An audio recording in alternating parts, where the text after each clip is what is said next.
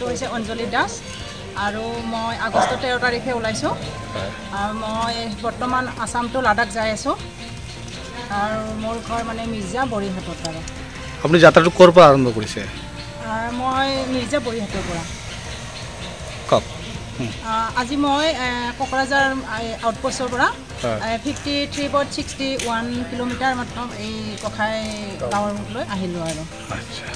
ইয়াতে অহাৰ মানে ৰাস্তাৰ পৰাই আমাৰ যিটো বেংগলী ফেডাৰেশ্যন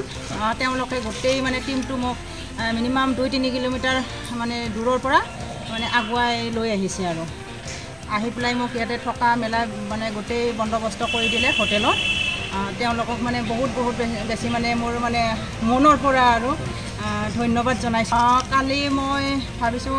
5টা মানৰ পৰা আৰম্ভ কৰিম বুলি ভাবিছোঁ আৰু উদ্দেশ্যটো হৈছে মোৰ এইটো মিছন ফিট ইণ্ডিয়া যাতে মই নিজে ফিট থাকি আনকো যাতে মই ফিট ৰাখিব পাৰোঁ অকল মানে এই বেলেগ এক্সাৰচাইজৰ উপৰিও যে মানে আমি খোজকাঢ়িও যে এজন মানুহে ফিট থাকিব পাৰে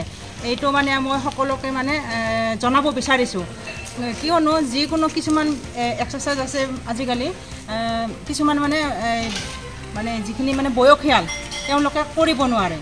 গতিকে মানে বাচ্চাৰ পৰা বুঢ়ালৈকে কৰিব পৰা এনেকুৱা এটা এক্সাৰচাইজ হৈছে সেইটো হ'ল ৱাকিং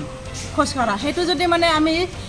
আধা ঘণ্টা বা 45 মিনিটৰ যদি আমি খোজকাঢ়িব পাৰোঁ তেতিয়াহ'লে আমি নিজক মানে ফিট ৰাখিব পাৰিম আৰু এই বাৰ্তাটো মানে মই গোটেই মানে ইণ্ডিয়াক অসমৰ বাহিৰে ইণ্ডিয়াকো মানে চবকে মানে মই মানে দিব বিচাৰিছোঁ আৰু